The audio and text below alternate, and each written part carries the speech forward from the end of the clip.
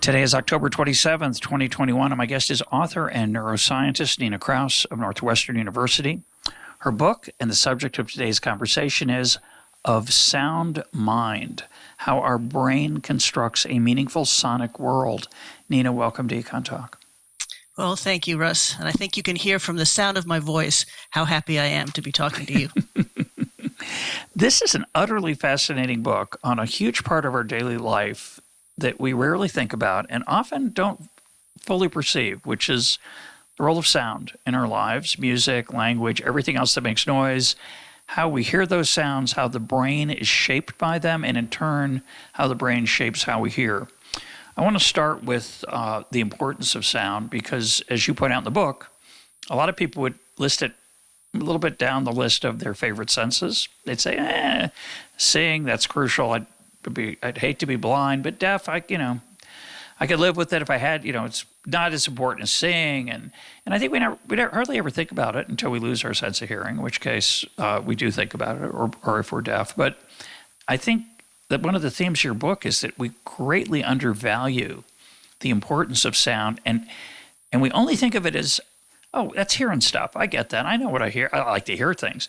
But it's so much more profound than that. And I think one of the great insights of the book for a non-auditory scientist as you are is to appreciate it. So why do we undervalue the importance of sound? Yeah.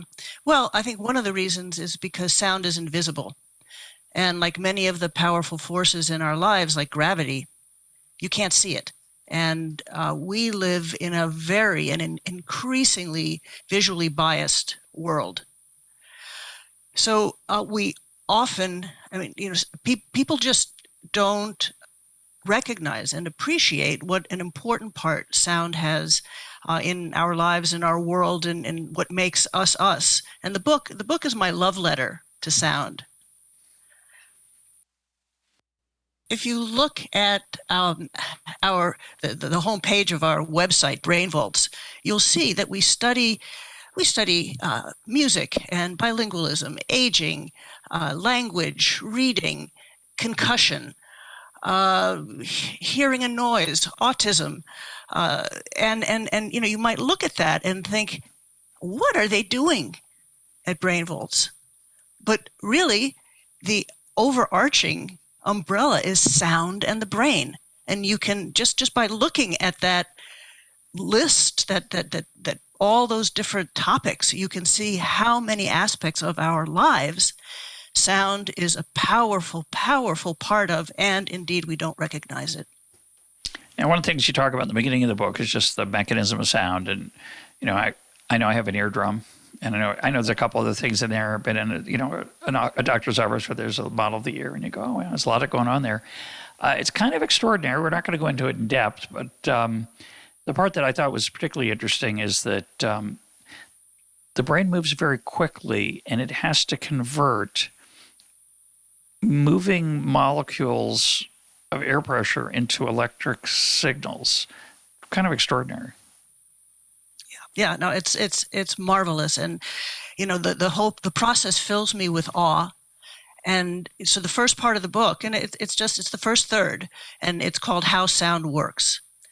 And I feel like a little kid sometimes. You know how little kids like to read the same book again and again and again. Yeah. They want to hear the same story.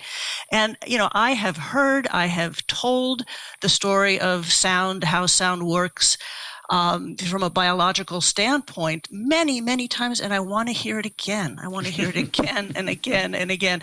But, basically, sound is the movement of air.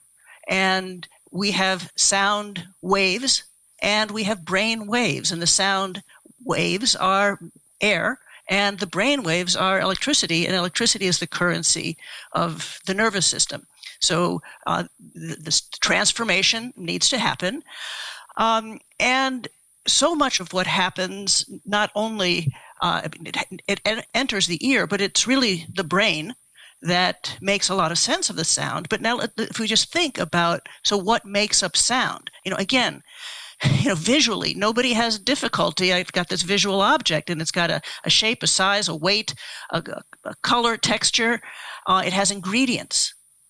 Well, sound, if you even pay attention to sound at all, sound also is rich with ingredients.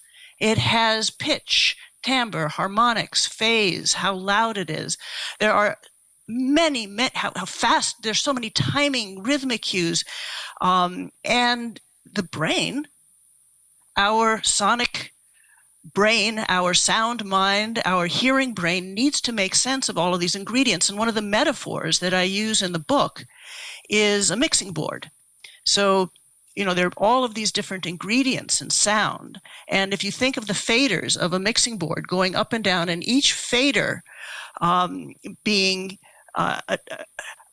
reflecting the brain's processing of one of these ingredients, we can see how good a job our brain is doing at processing these different ingredients in sound. And not only does this processing occur in a very interactive manner, but it matters what our life in sound has been. So these faders really reflect who we are in terms of our life in sound. We tend not to think that, right? We tend to think, well, we all heard the same sound, so it's the same. But of course, we also think we see the same thing, and of course we don't. Our brain is constantly interpreting what we see and literally editing things out, and that's true in sound as well, as I learned from this book. We know that very directly because people say, aren't you listening? And you go, what do you mean? What? And of course, your ears were taking in the sound, but your brain decided to just kind of not take it in. One of the examples of this that I thought was so extraordinary, it's a very small thing, but I loved it, is the difference between bill with a B as in boy and pill with a P. And they're the same, your mouth's doing the same thing. What's the difference between bill and pill that allows you to hear that difference? It's timing. So timing is one of my favorite and also important ingredients. The difference between bill and pill is the amount of time that it takes between the onset of the movement of the mouth and then the vocalization. So pill, it's a 30 millisecond timing difference that, even though the motions that you're making are the same, there is a very, very clear acoustic difference. If you're a signals man like me, and you measure these brain responses, you can see as clear as day that there's a 30 millisecond timing difference between the onset of the voice in bill and in pill. So B and P, I'm trying to say P carefully not to pop my microphone. B and P are not really a vocalization. We have to get to the I, the ill, and the which are the B and the P there. After the P, I make a tiny unconscious hesitation when I want to say the letter P, correct? Yeah, and then there are languages like in Hindi, for example, and Armenian, there is something called pre-voiced. So you voice and that's something that our English-speaking ear or brain does not pick up, and we can be trained to hear those differences. But, again, a beautiful example, I think, of how our sound mind is a product of our experiences. When we're born, babies they're citizens of all the world's languages. They can hear any of the sounds, but based on what is meaningful to us. So, if we grow up in speaking a language where pre-voicing is meaningful, or in Mandarin where these tone changes within a syllable are meaningful, well then, our brain is going to change fundamentally to the point that when we're asleep and you measure the brain's response to these vocalizations, to these particular sounds, if just depending on who you are, if you have made repeated sound to meaning connections with certain sounds in your sleep, your brain will respond to that. And it won't if you are presented with sounds that you haven't learned to make any kind of a meaningful association with. So I'm living in Israel right now. Moved here 4 months ago. I came here with a rudimentary Hebrew vocabulary and I can read the Hebrew letters. And Hebrew is a very impossible language. But of course, I'm 67, and many languages would be hard for me. Now, French would be a little easier, or Spanish. I know them each a little bit. But Hebrew, of course, is not from the same root as English. But of course, in my mind, well, English is easy because I know it. And Hebrew's hard because it's not like English. And I was fascinated by this data point you gave us, that there are 40 or so sounds in English. 40. I assume a sound is E, I, there's no, my name in Hebrew is Russ. There's no in Hebrew. So people have trouble with my name. I happen to have a Hebrew name as a Jew, which is Reuven, which they're very good at, but they're not so good at Russ. And so there's 40 sounds in English, and those are represented by a mere 1,120 different letter combinations, according to your book, as opposed to Italian, which has 25 sounds and 33 different letters. So English has 40-ish, roughly, times more combinations of letters to yield those sounds. And that must be, it's unimaginable that people come to America from a foreign country and learn English. It's such a hard language. Yeah, but in fact, our sound mind, our hearing brain is so miraculous in that we learn how to make sense of these sounds. And one of the stories in my book is the owl story that is relevant, I think, to what you're saying about being an older person and starting to learn a language later in life. And, one of the things that you can do in an animal model is go directly and measure electrical activity from individual neurons. And you can see, okay, so, owls are nocturnal predators, and so they really depend on sound. And, they found that you can change the owl's auditory and visual fields, and you can actually see it reflected in the mapping of the neural activity in the brain. And they saw this, initially in younger animals, and they were wondering, well, is this something that an older animal can do? And the first experiment that they did, they found no. In fact, the older animal couldn't learn a new auditory visual space. What they do with these owls is they put psychedelic prisms on them, and then kind of that shift the visual field to the right or to the left, and so you have to learn to make new associations. But then the scientists had an idea, and they said, well, maybe the older animals just are learning in a different way. And so they used a different strategy. And what they did is they made the changes in the visual fields and in the auditory visual connections smaller.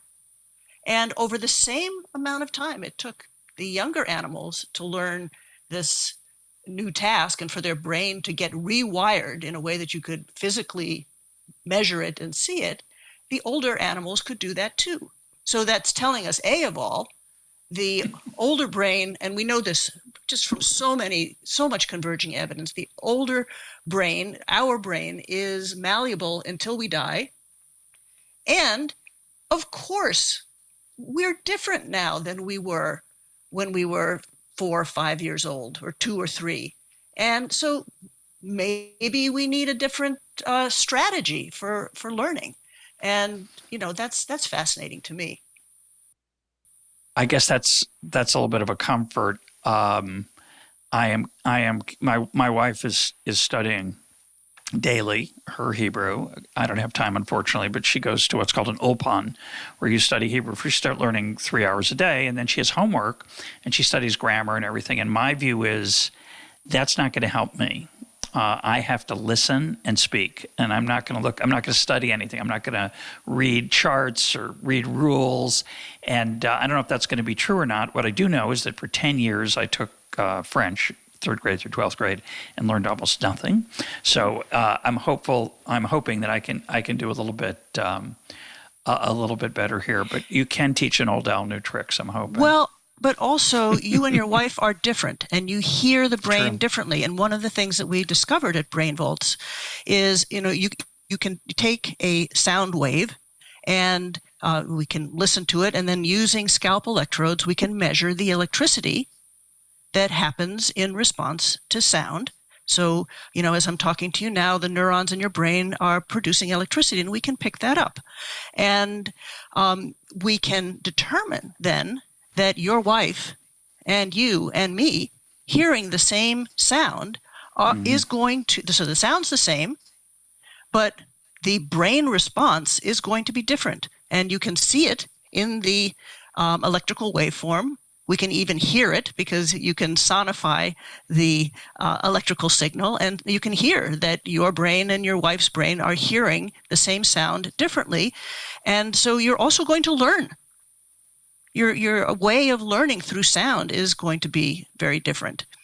I can't help but add that George Steiner, the essayist and writer, has written an extraordinary book called After Babel, reference to the Tower of Babel in different languages, where he argues that all language is translation.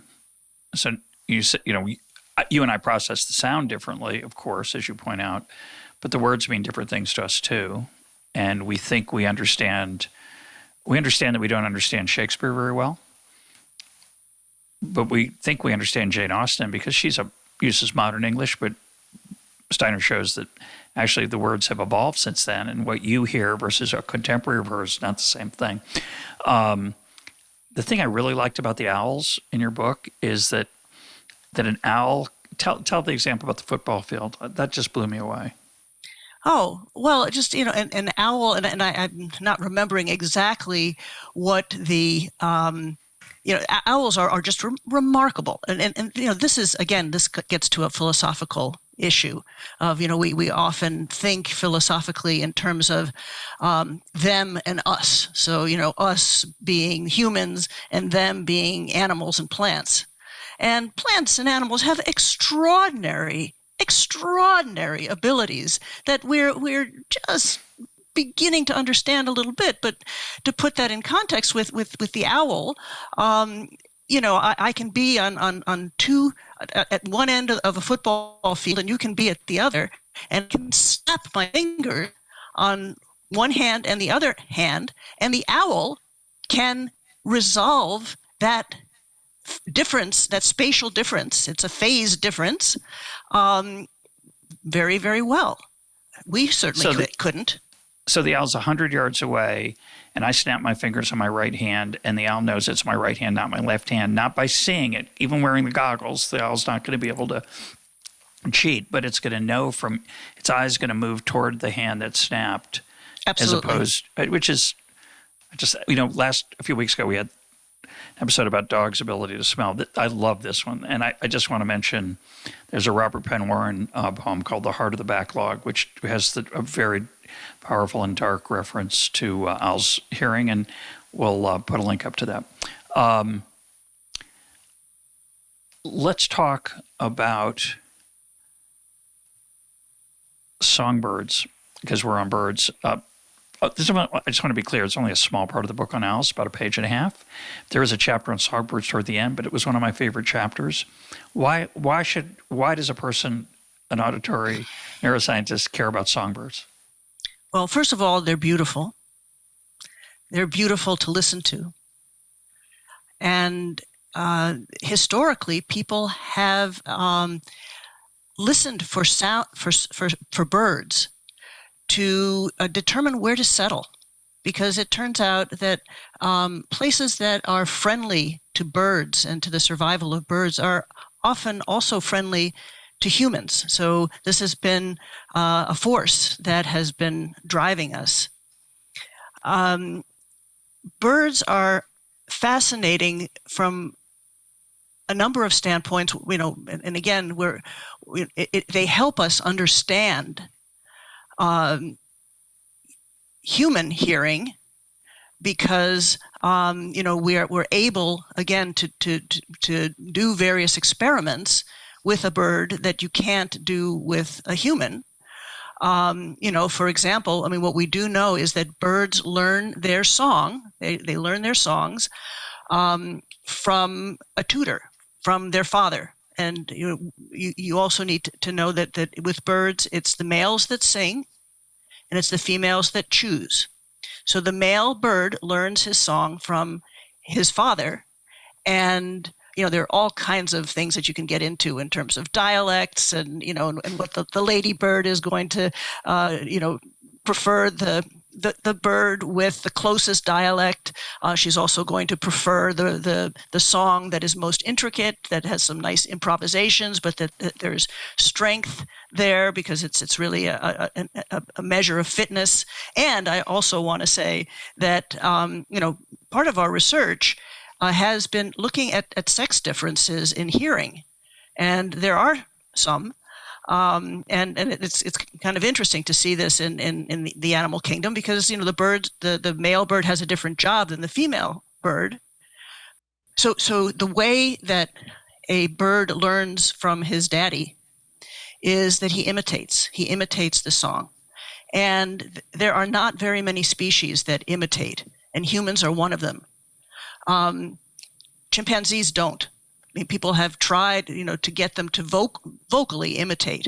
Your dog can understand if you want to go outside. He'll understand certain words. But if you're talking to your kid and you're saying, "I'm going outside," the kid will say "outside," and your dog is never going to do that. And this has to do with the fact that that birds are vocal learners. We humans are vocal learners, and it seems to be also attached to a very fundamental thing that humans do, and birds, is that we're very sensitive to rhythms in sound. A human, baby will move in sync with the beat of a song, and certain birds will also move in the same way. But again, your dog is not going to be wagging his tail in time with the beat. So the fact is, and this brings me to this issue of reciprocity and betweenness, as McGilchrist talks about it. This idea of back and forth of what you're hearing and what you're perceiving, and then you're adjusting what you're saying and your movements and what you're thinking, in the present, to interact beautifully with your environment. And so birds give us a glimpse of this, because they are one of few species that are vocal learners. They know how to imitate, and they can move rhythmically. It's really beautiful, and I really love the idea of I find birdsong, especially in the morning, very emotionally powerful. And I don't know, I love the idea that it could be part of my evolutionary, past. And I think that it's comforting is the word I would use, right? The idea that it's tied to a friendly, fertile environment, that we evolved to appreciate that is a fascinating idea. And it also reminds me, though, that I think it's part of my childhood, and so it doesn't just evoke maybe my evolutionary past. It maybe evokes a time when I was a young boy, and I had a certain feeling about waking up and being excited, and the bird song taps into that somewhat in the way that the music from my childhood has a certain comforting and belovedness to it that, I think often that we love the music we grew up with, not because it was particularly good. It just happened to be the soundtrack of our lives at that point. And it's not obvious to me that the music that baby boomers grew up with, like me, is going to still be popular in 50 years, because people then will have grown up with different things. But that birdsong idea And the rise and fall of it, the melodic part of it, the rhythmical part. It's really it's a musical element to life that I think we often don't notice, and I really appreciated noticing it in your book. Yeah, yeah. I think that, one of the things that we may have noticed when when we were in lockdown is that, we were noticing the birds not only because there was less noise, but actually people who measured these responses from birds found that the birds were singing more quietly. The birds were singing more quietly because, birds have to scream to be heard over the noise. So they were not only singing more quietly, but they were singing more intricate songs, intricate in terms of pitch and timing and timbre, the things that excite the lady birds. They had the energy to do that because they weren't shouting above the din. Well, we understand that because of what you identify as the cocktail party effect. So if I'm at a cocktail party and we're yelling because it's a noisy room, the acoustics of the room, or a restaurant, which happens, it totally changes the range of things you can communicate, because you've got to be loud. Period. You can't be quiet. Talk about that challenge for our hearing system. Yeah, and the listening part of it. Yeah, and you can't be nuanced either because there is so much nuance in the sound. Like I started the episode, you welcomed me to Econ Talk, and I know you could hear from the sound of my voice that I was happy to be there. And so there is this nuance that you would completely lose in a noisy room where you're just trying to get the message across. And again, I don't think that people notice and realize how important this is. And again, part of my book is really trying to get people to realize that this is important, that communication and connection is important, and so that we should honor it. But we learn throughout our lives. So, for example, you talked about memory and memories for songs. Well, in a noisy place, you will be able to hear your wife better than a stranger because you know something about the rhythm of her voice, and you can pick up cues that you've just learned. And when you're in a room, depending on the music that's playing, it will affect you or not. But we learn because the sound enters our ear, into our brain, and there we have this confluence, this engagement of what we call the efferent system, which is more massive than the pathways that are going upstairs from the ear to the brain. And with evolution, these are more and more evolved. And with our life and sound, our hearing, our actual hearing is sculpted not only by the sounds, but what is happening at the same time. So how we are moving, what we are thinking about, what we are feeling, and the information from our other senses. Again, this philosophically has to do with a binding problem. When you look at the sonic mind, when you look at the sound mind, the hearing brain, you see that these operations this is a reverberating circuit. And scientists like to compartmentalize, but this is a distributed but very interactive process. It's an incredible network, which I started to appreciate, from reading your book.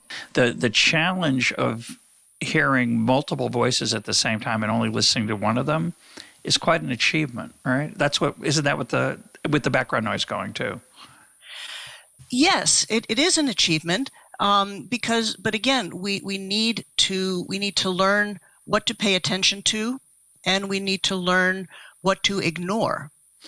So again, if you are a speaker of multiple languages, turns out you're particularly good at, they call it inhibitory control.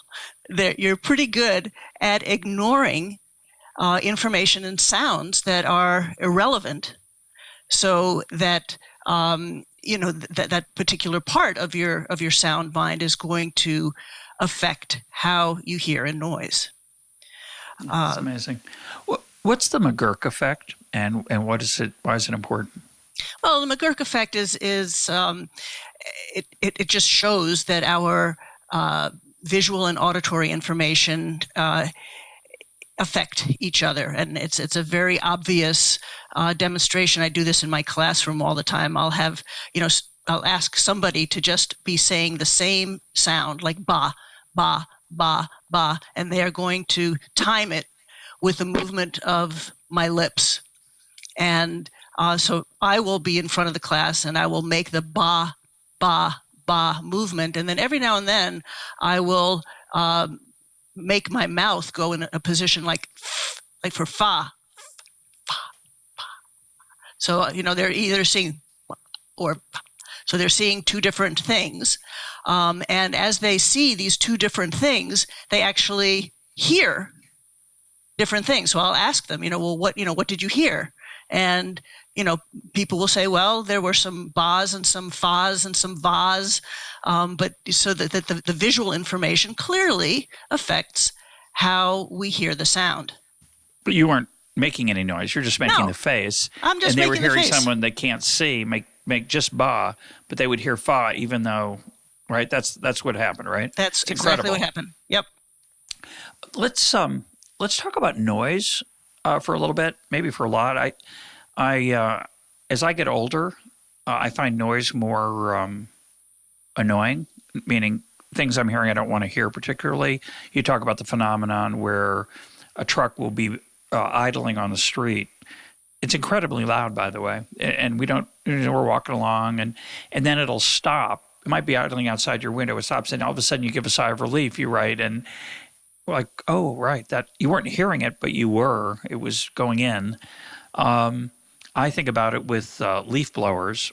When I lived in suburban Maryland, any afternoon in the fall was they're so loud, and I found it starts to affect more than just that's a loud noise. It starts to make you feel not feel so well.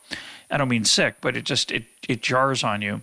But the example you shared with me in an email I want to focus on is beeping trucks, which I also find hard to listen to these days, and especially as I get older. Part of it's because it's just beeping.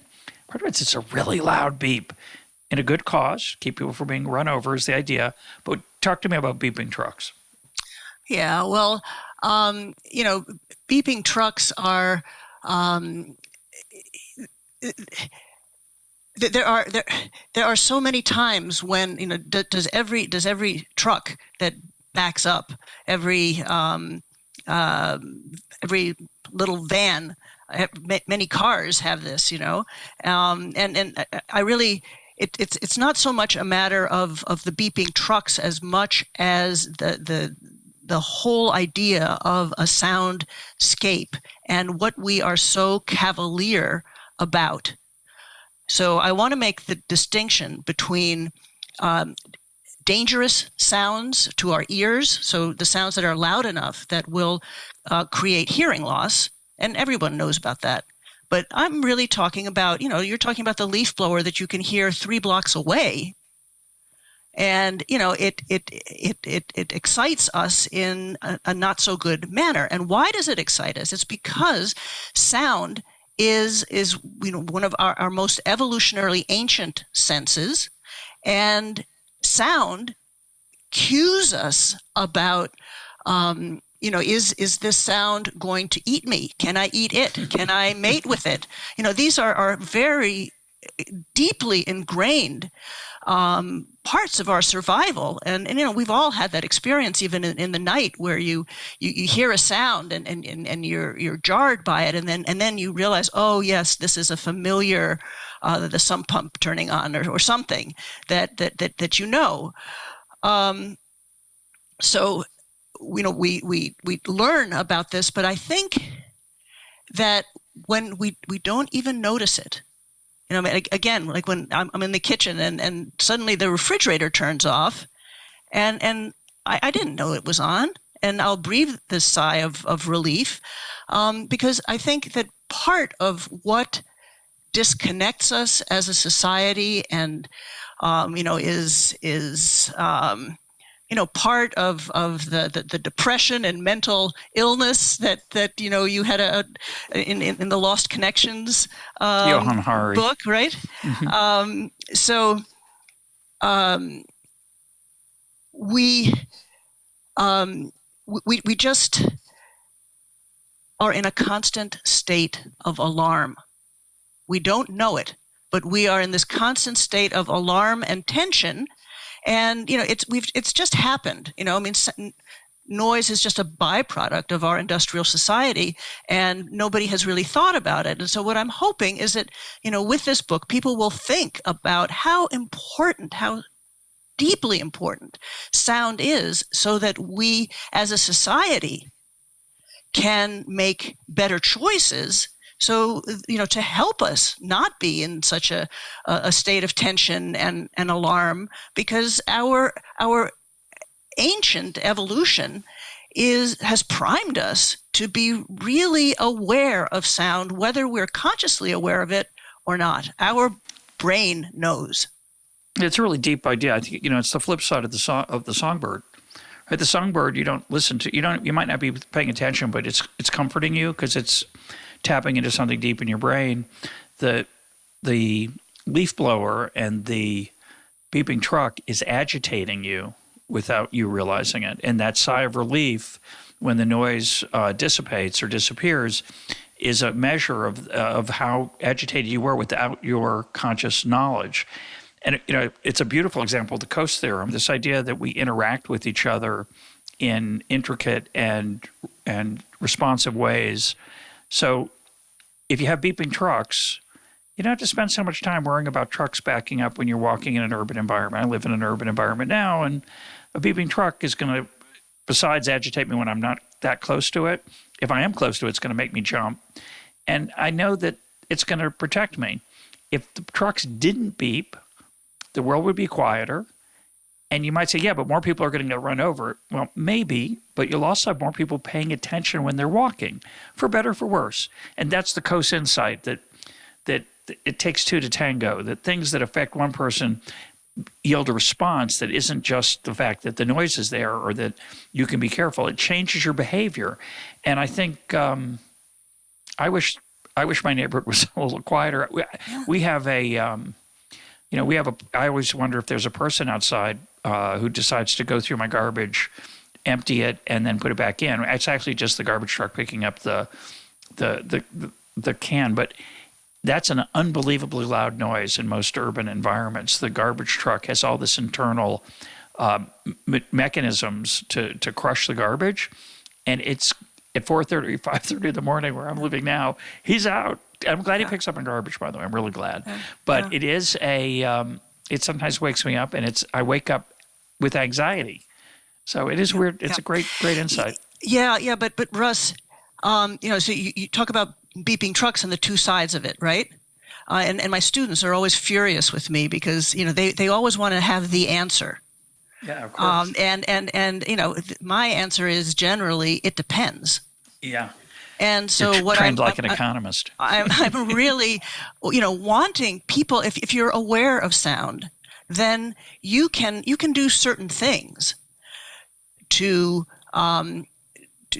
you have some control over your own sonic environment, and you can help in making decisions for our classrooms. It actually, we know that it is harder for kids to learn in a noisier place. Again, they can hear the teacher, but they're learning because learning is disrupted when there is this moderate level, quote, safe level of noise, but it has a deep effect on us.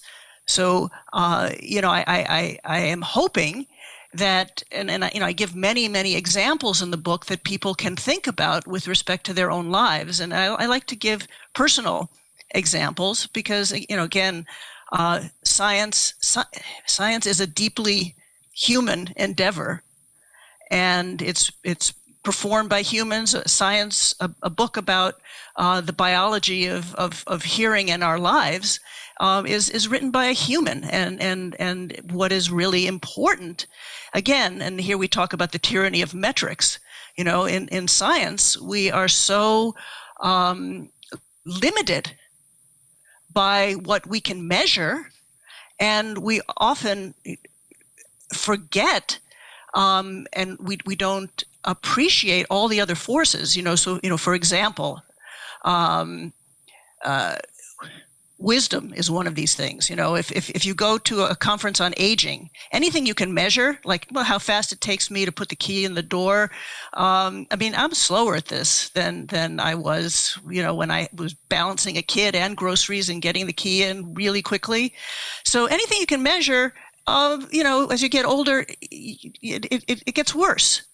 But you can't measure wisdom.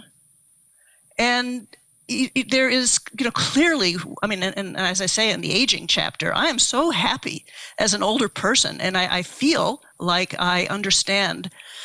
I have an appreciation of the world in a way that I didn't have before, and also with making music, there are so many things that you can't measure, like the self-esteem that a kid gets from performing on stage and interacting with people he otherwise wouldn't interact with. Yeah, there's also, though, the insecurity that arises from giving a horrible recital. I want to talk a little bit about music because I know it's an incredible passion of yours. All of our kids, I think, had piano lessons. One may have had a guitar, and none of them stuck with it. They all love music, but none of them stuck with their lessons. I self-taught. I was given no music lessons growing up. I self-taught myself guitar in high school, and played it for a long time with various levels of seriousness. And now I haven't touched my guitar in forever, but I did bring it with me to Israel, even with not on the. It's in storage. But it's funny. It's in my mind. It's in the corner of my room. It's not. It's sitting in storage in Maryland still because we haven't brought our stuff yet. But all our kids got music lessons, and I think it's tempting to say, and I would have said until I read your book, that, okay, I was trying to give them a love of music. Maybe it helped. But I was also kind of enjoying the idea of them having an instrument to play, which is a beautiful thing to have for a 1,000 reasons. And it just didn't work out. But you suggest in your book quite passionately that learning to play an instrument, and you include singing, learning to play an instrument has vast impact beyond the instrument that sticks with us for a long time. So Absolutely. give us an overview of that. Yeah. So good job, Russ. You did the right thing in giving your kids music lessons, because often people say, well, my kid is not going to be a professional musician, and in fact there are very few professional musicians, but we are all musical. We are all musical, and what we learn early on. So we've done studies across the lifespan, but especially in older adults. Actually, when I give a talk, I often ask the audience, how many of you have had music lessons at some time in your life? And every hand goes up. And then I ask, well, what about now? And not that many. But the fact is that we have been able to measure in terms of how well the brain processes the ingredients of sound that are important for language as well as music.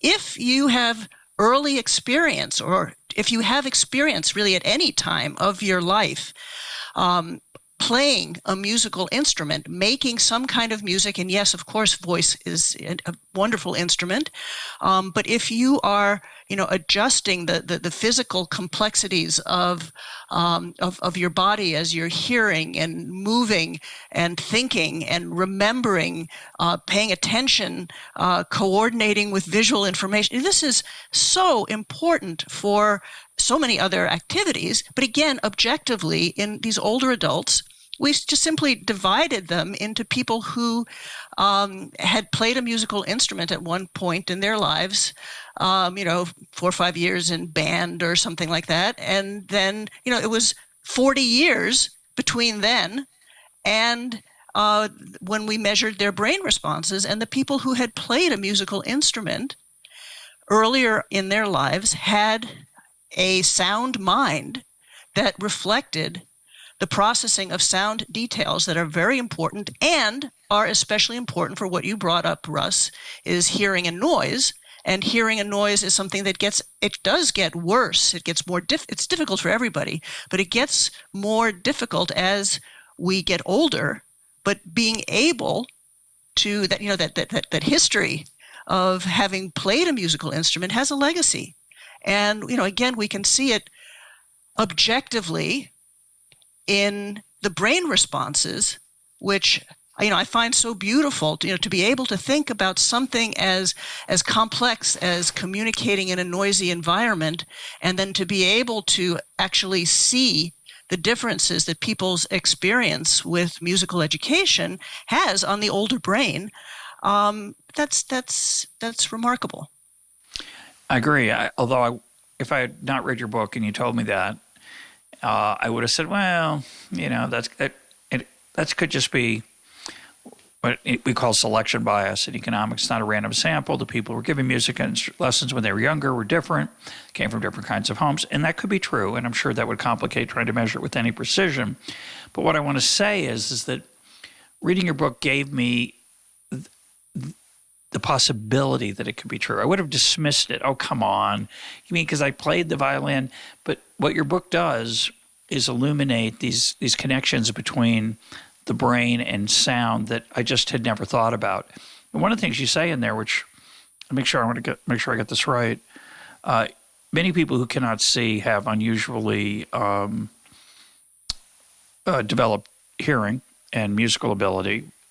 And I always thought, okay, it's a sort of a compensation, just, a different draw from the urn. And again, there's a selection bias. We know about Stevie Wonder because he writes amazing songs and he's incredibly talented. So, of course, it makes us maybe think that some people who have missed one sense get an extra sense in the other. But what you show in the book, tell me if I got this right, that the brain changes if you can't see. Once you can't see, the parts of your brain that were used for sight now get gobbled up by sound. And there's sort of this imperialist thing going on there. Is that did I understand that correctly? You are so correct. And it fills me with relief and gratitude that you got this from the book, because this is why it matters what we do. We have a responsibility for how we spend our life in sound. We have a responsibility for our children, for our educational system, for our city planning. We have a responsibility, and the reason that I, as a biologist, can talk about easily and with strength is that our experience with sound changes our brain. It changes biologically who we are, because, we are our memories. And our memories are very much what we hear, what we have heard. And so, we and our children are shaped by our life in sound. And this is important, yes, because it changes our brain. So this is a call to action. We have a responsibility to ourselves and others to give this a think. Well, to give your book probably the highest praise I can, again, if you haven't read the book and you're listening to Nina, you might think, someone's crazy. Sounds nice and it's great to hear, and I'm glad I'm not deaf, and blah, blah, blah. But the book really does make an interesting and persuasive argument that sound is more than just hearing. And I think that's the simplest way to get someone interested in these ideas, because all my life I've thought, well, sound is hearing. I'll give you an example, actually, that you talk about in the book and let you give me a hard time. I mentioned earlier that my left ear is not quite great. I think it was damaged during a time when there was construction outside my office, and when I was a professor, and a normal professor anyway, and I put in headphones and cranked up music really loudly for months to be able to work above the din of the noise. So I heard a different kind of noise that I liked. And I think I damaged my hearing in that period. It could have been I got a cold. I don't know what it was. But anyway, my left ear doesn't work very well. So, and my right ear's okay, but it's not, it's not what it was. So I have to ask my wife to repeat stuff, which is cruel. And we live in an apartment now that has really high ceilings, and it's really echoey, and it's hard to hear for me. And so I thought about getting a hearing aid, So I go to the doctor, and he says, hearing loss is bad for your brain. And he said people who have hearing loss and don't get hearing aids or have less brain function.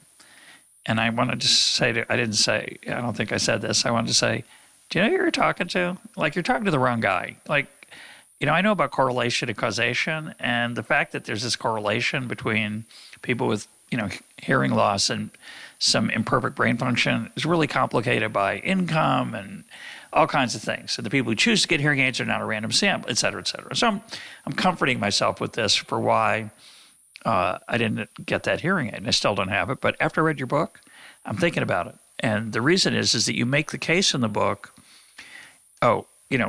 He also told me, when you can't hear, you feel left out. And I said, I get that. I'm not at that point yet. And I understand that if you don't talk to anybody because you can't hear them, and they don't want to talk to you because you're annoying because you can never hear them, yes, you get isolated and that affects you. But he was trying to make this case, this seemingly silly case, that it's going to affect your brain just not having your hearing by itself. Yeah. But you make that argument, and it's given me pause. So why is that connected? Well, I mean, it's actually very much at the core of the book, of the sound mind. The sound mind engages what we hear, how we think. So how we think, our cognitive skills, our memory and our attention, how we move, how we combine information from other senses, and how we hear. Now, we know this from a biological perspective because we can measure the activity of neurons in response to sounds that a person has a certain feeling about compared to one that they don't. Or I mean, there are so many. So one of the things that Russ, is that 20% of the book is references. So, for anybody out there who's listening and saying, oh, she's just saying, there is a lot of science and a lot of converging evidence that I felt responsible as a scientist to put there for anyone but even if you don't look at it, just to know, I'm not just saying. There are many, we know this from a biological perspective. So yes, if you don't hear as well, you're not going to be thinking as well for a number of reasons. First of all, because hearing just automatically engages how we think, but also because if you are putting effort into trying to figure out what I'm saying, you don't have that that they call it cognitive reserve to be thinking about, well, what is she saying from a theoretical standpoint? You're not just trying to get the words, you're trying to actually think about what I'm saying. And, your ability to do that is diminished. But isn't that inconsistent with the different claim you make? And by the way, I think Nina, that I don't like the phrase generally studies show, but I would say that the studies in your book are different. Many of them are different. They're things like what happens to this neuron, and I'm sure there are issues about reliability and replicability in this research too, but it's not quite the same as what economists do. And a lot of it I thought was very powerful. But when you talked about the effort you have to take to hear when your hearing's imperfect, you'd have to pay attention, and it's tiring. It's physically tiring. You struggle. There's a limit to how long you can do. It's hard to focus, right? In general, it's just always a challenge, and focusing to hear is challenging. But I'm thinking about language acquisition. If I speak in Hebrew now with a native Hebrew speaker who is being nice to me and speaking slowly and correcting me when I'm making a mistake and asking me questions. And we're going back and forth. It's not just me talking for the time and not just listening, but a conversation. It is totally exhausting. It is. I can do it for about an hour. Is an enormous amount of time to do it, and yet I think that's actually good for my brain. So how do you reconcile that with the claim that when I'm hard of hearing, it's bad for my brain? So it's going to depend, right? So it's going to be important for you. I mean, anything that is worth. If you're going to change your brain, it is going to take a while to change your brain in a fundamental way, in the ways that, that we can really measure deeply and biologically, ways that are, your brain, while you're asleep, while you're awake, that's fundamentally you. And, for example, we found in our studies in schools that where we looked at music education, that we didn't find changes after a year of music making, that it took 2 years. So, we're really talking about ways in which you fundamentally change how you intersect with the world. So if you are constantly now on a daily basis in sort of a dulled relationship with the world, your brain is going to change to the point that, with before you had the hearing loss, your brain would hear different elements in sound that would automatically help you think and remember and feel in ways that that you weren't even aware of.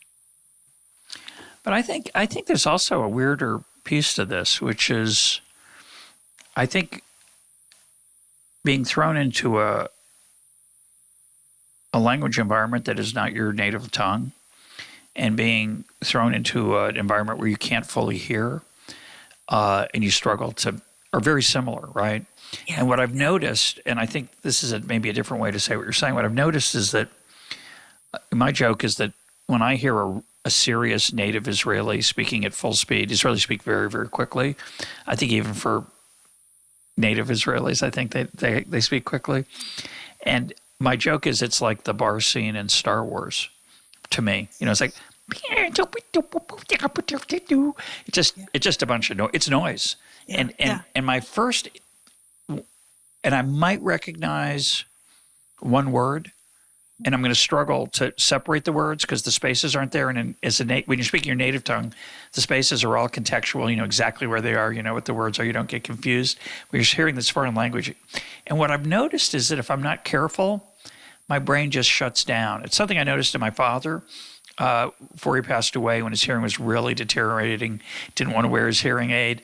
I could see it just kind of shut down. And I always thought it was because he didn't like to hear and failed to hear and then have to ask. But I think it's worse than that. I think it's just like your self-esteem is down, and that's true as the language learner and as the hearing loss person. And you just want to, your brain kind of says, I'm done. Too hard. I'm going to rest. And I'm going to hear it as just a bunch of random noises like the creatures in the bar. I don't know. That's the way I feel sometimes. Yeah, but Russ, you are tuning your sound mind. And I really encourage you to learn another language, because it takes effort. This is something that will take years, but it's a good kind of effort. To be putting in this kind of effort, what the result is, you are tuning your sound mind. If you are putting a lot of effort into trying to hear without a hearing aid when you need one, you are dulling your sound mind, because you're not thinking and engaging, and you're not as biologically engaged. So again, it depends. And I would really encourage you, as I encourage, I think that educationally learning another language, of course, gives us a lot of perspective in many ways, but certainly from a sound standpoint. But as you continue to become more familiar with this language which is around you, how wonderful. And you have this opportunity right there to strengthen your sound mind. Yeah. And when it happens, when it works, when I hear a whole sentence, I get so excited. So it's very, you do get a nice rush of thrill. You mentioned in passing, and I don't think you said much about it, but you mentioned in passing that the brain is not like a computer. The brain as a computer is a very popular metaphor, and I've mentioned on the program before. I think I got it from a past Econ Talk guest, Daniel Botkin. In one of his books, he traces the history of how we conceive of nature as a certain, whatever the most advanced machine is. That's our metaphor, And I think that's very much our nature, or the way we look at the brain. The brain's like a clock, and then now it's like a computer. I think, and I personally, my suspicion is it's not. But I'm curious why you say that. Yeah, I think it is so wrong to think about the brain as a computer, because it isn't a computer. Our brain works nothing like a computer. Think about our daily life, when that is so run not by humans but by bots, where you make a phone call and you have to say, do you want this? Do you want this? Do you want this? Do you want this? Because that's the way a computer works. And whereas a human being, you could tell them in a second, I want to know how to make my African violets grow. And, they'll know exactly where to send you so that you're not spending hours doing that. Chess is often this example, where computers will go through billions of possibilities, because that's how computers work. A person who understands chess is going to maybe think of 8 moves. And again, just figure out what is the best move in the moment to make. So fundamentally, the brain is not a machine. It is an intricate biological system that is responsive in so many ways that we know about, but mostly all of the different ways we don't know about, all the bacteria and RNA that are in our cells that we think that run our what we think is heredity. There are so many factors in our biology that as biologists, I love being a biologist because we know a couple of things, and it's exciting to talk about these few things that we know. But I think it's really important to say we don't know. We don't know how this works, because it is so, as you would say, glorious. You like that? I do. And it is glorious. And there's so much there to understand, and we know how computers work. Yeah, if you that's a great point, by the way, in and of itself, right? If you say the brain is a computer, it's strange that we don't understand it, because we really understand computers really well. That's a fascinating, simple observation. Do you think most neuroscientists agree with you? No.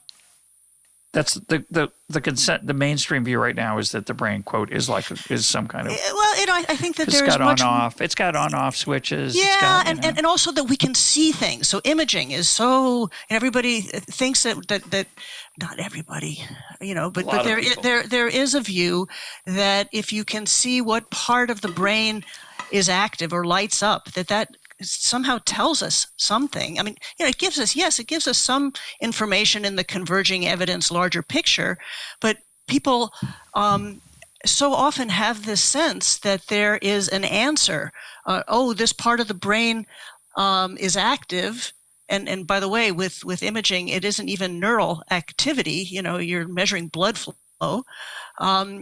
and this part of the brain is active, and so now we understand, what happens when we meditate. Come on. Anyway, that's my view, and also, and one of the reasons that at least in terms of my assay, I like to look at physiology, which is, it gives you a different kind of information. Again, it has its own limitations, but I think that scientists often are drawn by a modular and a visually biased view of how the brain works, and that's really not my view, and it's a view actually. If you think of the National Institutes of Health, there was a National Institute on Vision 13 years before there was one on hearing. But just the fact that we have these national institutes of different individual fields it's helpful in some ways, but really, and again, as a biologist, I really think that truth, the capital T, is when we get into the intersection of fields, very much including philosophy, but different branches of science. And this is not the way science really works for the most part. It's not the way study sections work. It's not the way, that you really are looked at by specialists in a particular area. So, again, it's this dance between understanding the intricacies of the fields that are relevant to a larger perspective. Yeah, and it's a recognition of the organic, emergent character of the brain, I think, and therefore the multifaceted, multidisciplined, whatever you want to say about senses in the brain, which, again, I didn't fully appreciate until I read your book. It's kind of obvious once you think about it and see it that way, but it's not the way we always organize things. Let's close by I'm going to talk about what I got out of your book, and then I want you to take us home with anything you want to add at the end. I really do think that most people think of sound and hearing as this standalone thing. It's it's like, if you're out in the rain, you get wet, and if there are noises, you hear them. And I think that would summarize the way I thought about my sense of hearing and the role it plays in my life. I love music. I love trying to acquire a second language. I love the lilt of a great poet reading, a great reading of poetry, or a great orator. So there's a lot of things that I like about sound, but the holistic lessons that you provide in the book about how we choose to live. I mean, there's some small ones, like you might want to wear earplugs more often. It's a good point. To keep noise from battering you in your daily life. But I think the mix of thinking about music, language, conversation, and how the sense of hearing and the ear interacts with the brain in both directions is really life-changing. Is a little strong. Obviously, it is for you because it is your life. But I think your attempt to make people aware of these processes and the awe that you have for it and the awe that you were able to convey in the book really is special. And we didn't talk about how we hear in any detail, but that alone is such an extraordinary, and I'll add glorious, part of being human that I just didn't appreciate. So I want to thank you for the book, and I think it actually will change my life a little bit. Might get the hearing aid, might be more dedicated to my Hebrew lessons, but more importantly, perhaps just more appreciative of how what it is to be human and have these interactions. So that's my takeaway, and you can finish and add anything you want. Yeah. So Russ, you already know a lot more than you think you know, in that you spend a lot of your life in sound. You spend a lot of time interviewing people. And this is done through sound.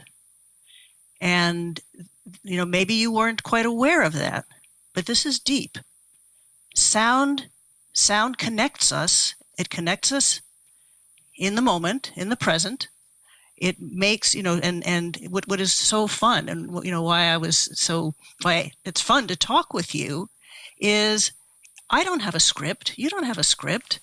We are everyday improvisers, and what's exciting is where we are connecting and moving together. We are, it's this reciprocity, this back and forth that happens through. I mean, sound is one of the few, because sound it happens and then it's gone.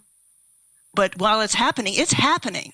It's happening and it's connecting us. And it's really, it's connecting you and me and our minds, so that in this time where, I think there is increased isolation and depression and divisiveness and alienation, I think sound connects us.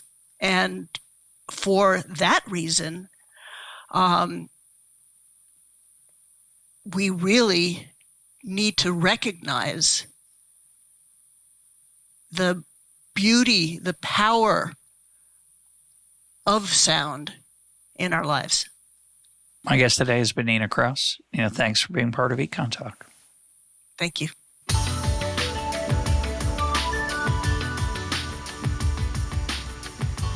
This is Econ Talk, part of the Library of Economics and Liberty. For more Econ Talk, go to econtalk.org, where you can also comment on today's podcast and find links and readings related to today's conversation.